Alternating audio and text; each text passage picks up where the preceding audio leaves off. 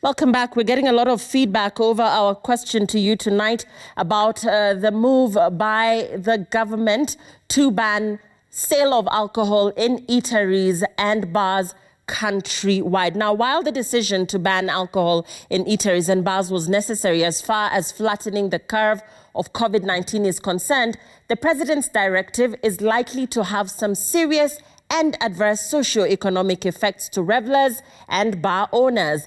Let's get some reactions on this from Alcoholic Beverages Association of Kenya Chair Gordon Mutugi. And also on the show tonight is Bar Liquor Association Chair Richard Kagiri. Gentlemen, before I get to you, I just want to give our viewers a scope of the effects of the Kenya liquor sales ban.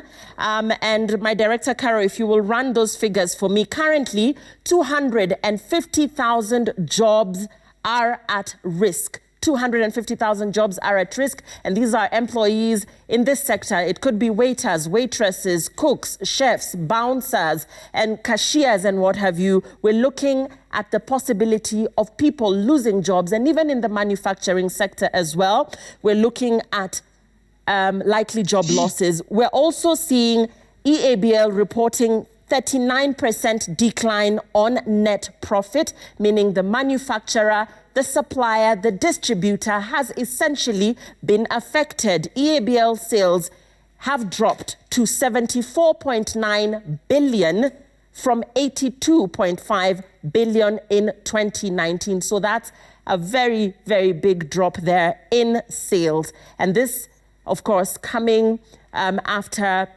the ban on alcohol, which was also previously implemented, where bars were not to sell alcohol and restaurants were the only outlets where people could consume alcohol. Let's talk about the alcohol ban. Gentlemen, let's get into our conversation tonight. There will be no sale of alcohol in eateries and bars. Let me begin with you, Gordon. What say you? No sale of alcohol in eateries and bars. Thank you, Lillian. I think, first of all, we must appreciate that, these are not the normal times. And therefore, we have to change our lifestyles. On a normal day, right now, I would be in the studio with you. But, we have to do this on Skype, meaning everybody is accepting the change. So for us, even in the alcohol industry, I think we're being called to change our ways of socializing. We've got to change how we entertain ourselves. But that does not mean it has to come at the expense of employment. It doesn't have to come at the expense of businesses. I think we got to get a time where we look at both the businesses and employment as well as the health of the Kenyans. We have to create a balance of the two. We can't close and say, we have a total ban. But on the other hand, the business community really has to get ways and innovative ways in which you can continue having business and, and saving the lives of Kenyans. But I hear you, Gordon, but public health officials are asking to save lives or to save jobs. You say that a significant chunk of people will lose their jobs, but essentially these jobs will not matter if lives are lost, Gordon. Yeah, but you don't have to achieve one by losing the other. You can achieve a hybrid of the two. For us in the alcohol industry, we have adopted the tourism and travel health and safety protocols that were recently, published by the Cabinet Secretary for Tourism and Wildlife. And one of the things that we have tried to do is to encourage and promote the bar owners and the businesses to engage in digital marketing and try to create more of, takeaway alcohol as opposed to sitting and consuming in the bars. You don't have to sit in the bars and consume. Yeah, you talk about digital marketing, Gordon. Consumers of alcohol are having access to alcohol one way or another. We understand online alcohol sale and home delivery is increasing. So how do you balance that as regards sales? Are you still feeling this effect, bearing in mind that people are still ordering this alcohol online and alcohol is still being distributed to their respective homes? Of course, there's a big loss. We are talking about a closure of about 40,000 bars countrywide and approximately 250 to 300,000 jobs which are being lost, converted to about 6 billion monthly. Of course, the digital marketing and takeaway cannot, take up that chunk. It's just going to be a percentage of the few businesses that are able to innovate and engage in digital marketing. Mm-hmm. But we are also calling on, the bar owners and, owners of entertainment joints to convert their licenses. You see, the licenses, if you have to consume on site, government can assist and have, people convert their licenses to be takeaway. If, you cannot be in an area where you can undertake digital marketing. Mm-hmm. But back to your question, it is not possible to entirely go, the digital way, because you realize that some people, the choice of consuming, alcohol probably goes with the area. Sometimes it might be traveling.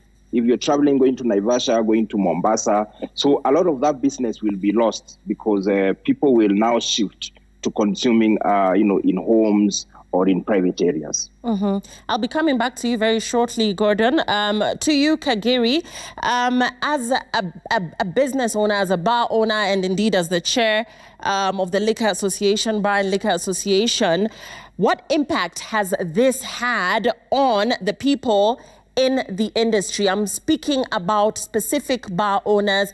We saw a clip earlier this week where a bar owner was speaking about alcohol expiring, where a bar owner was saying that no options have been given to pub owners as regards their fallback plan. What impact have bar owners felt following this ban, and even prior when there was restrictions towards the sale of alcohol?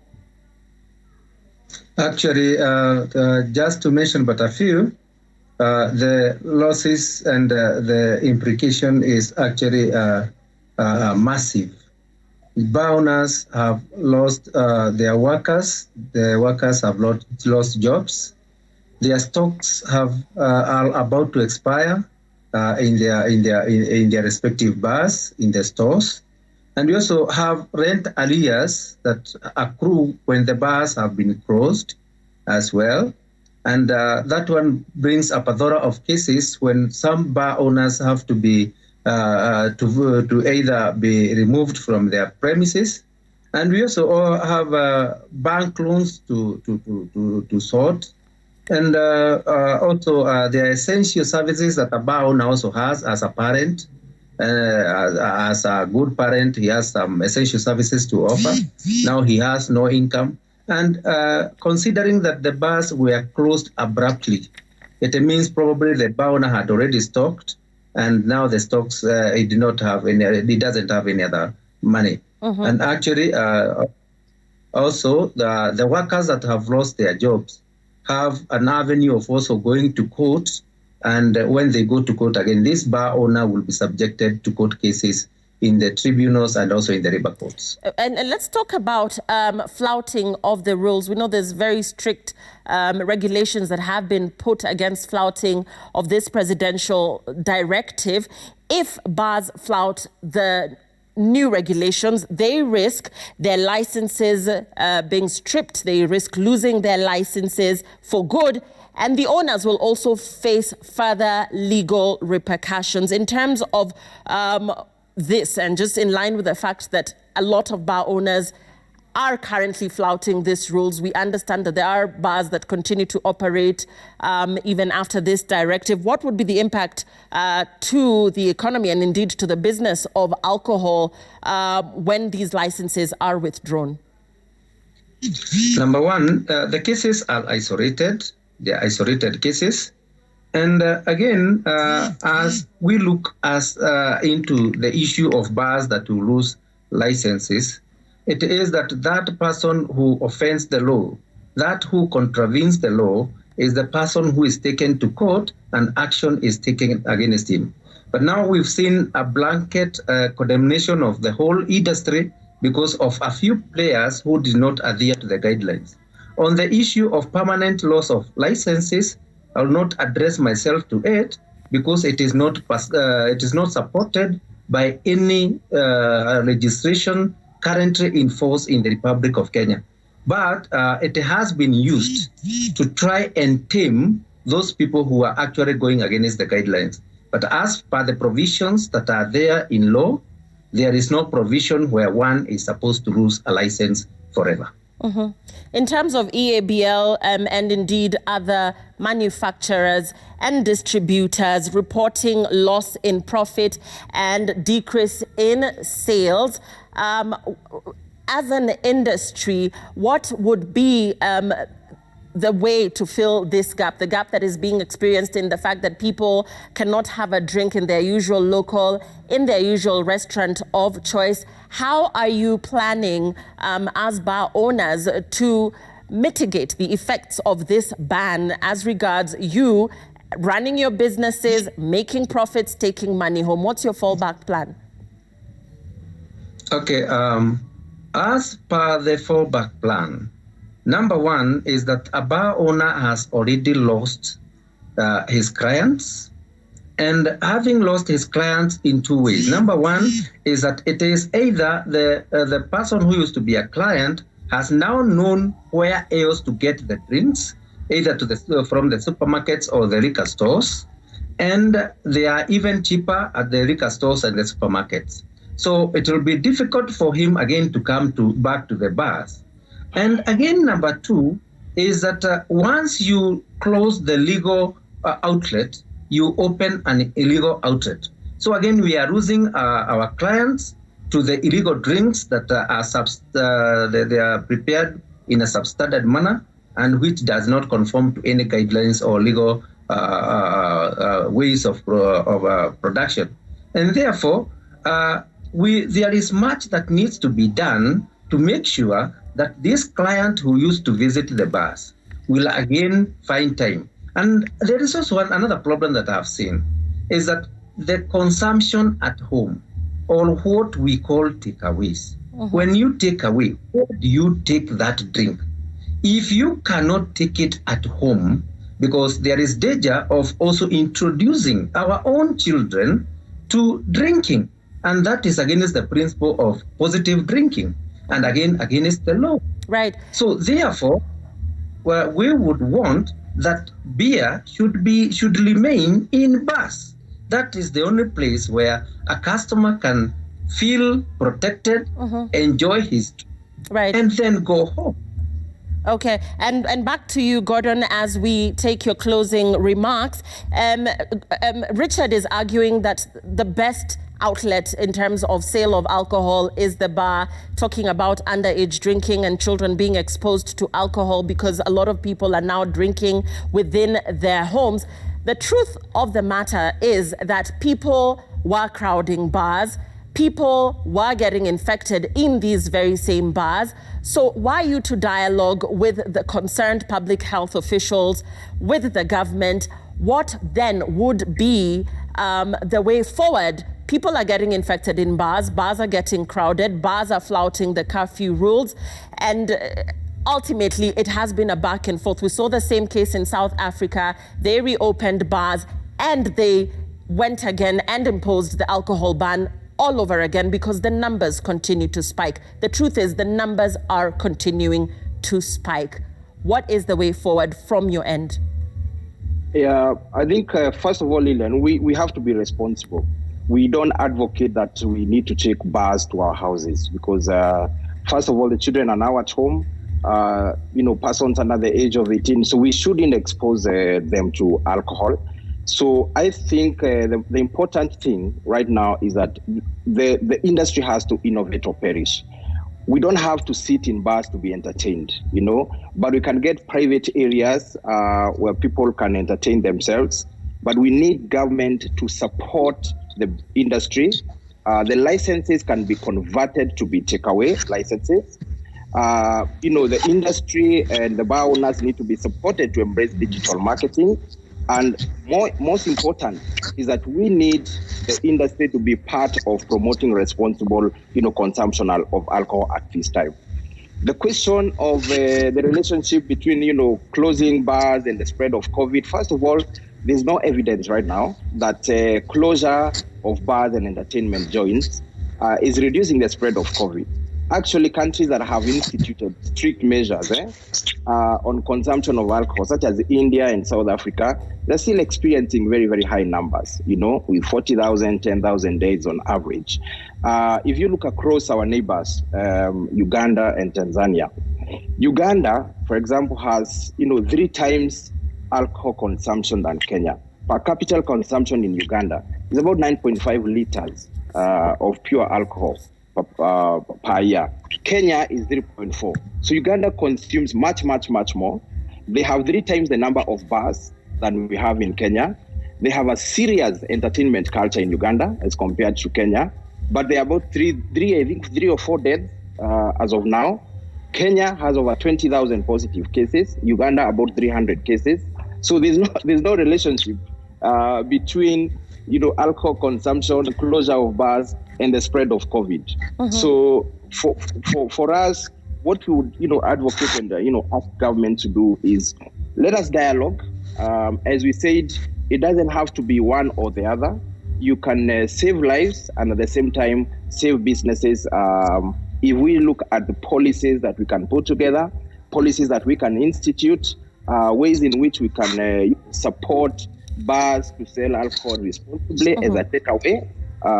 Because you have to also look, as I finish and give my final remarks, you talked about the report from one of our members, the East African breweries, on their financials. But you have to think about the linkage that exists in the industry. Mm-hmm. You have to look at the bar owners. You have to look at the farmers who supply the barley. You have to look at the transporters, people who own trucks and, transport, the whole spectrum of in the industry. Right. We are talking about 250,000 direct jobs, but the impact to the economy is huge.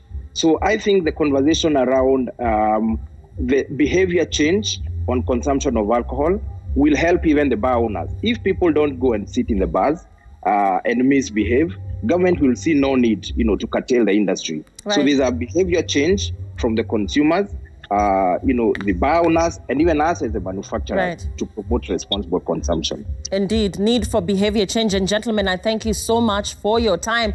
Very, very critical question there raised by Gordon, who says he does not see the relationship between the sale of alcohol and COVID. That has been raised by critics across the board, but it is a wait and see. With the closure of bars, will the numbers reduce? Will the numbers continue to spike? It is a wait and see. Let's take a look at the president's directive very quickly as we close. And this is what the president said. There shall be no sale of alcoholic beverages or drinks in eateries and restaurants across the territory of the Republic of Kenya, effective midnight this previous Monday for the next 30 days. The president also said that a person shall not consume any alcoholic drink in a public place, including a public park, restaurant, parking lot, eatery, bar, entertainment joint, supermarkets, or wines and spirits shop. And finally, a fine of up to 20,000 or imprisonment for a period of a maximum of 6 months for those who violate the above provisions of the law. Kenyans are tweeting. Kenyans say that the closure of the bars might not be the solution, but public health officials and the Ministry of Health at large argue that the numbers continue to spike with the reopening of bars. With the reopening of bars, the numbers might spike. We are yet to see what will happen now that there's an alcohol ban and there's no sale of alcohol in eateries and bars. It's a wait and see. Will the numbers drop? Will the numbers rise? We'll have to wait and see. I thank you so much for your time on Friday night this evening. That's the latest. Keep it Citizen TV. Willis Raburu is on standby with 10 over 10. The hashtag is 10 over 10. I thank you so much for your time. My name is Lillian Muli. I've been with Wilson Mushora. Enjoy the rest of your viewing. Good night.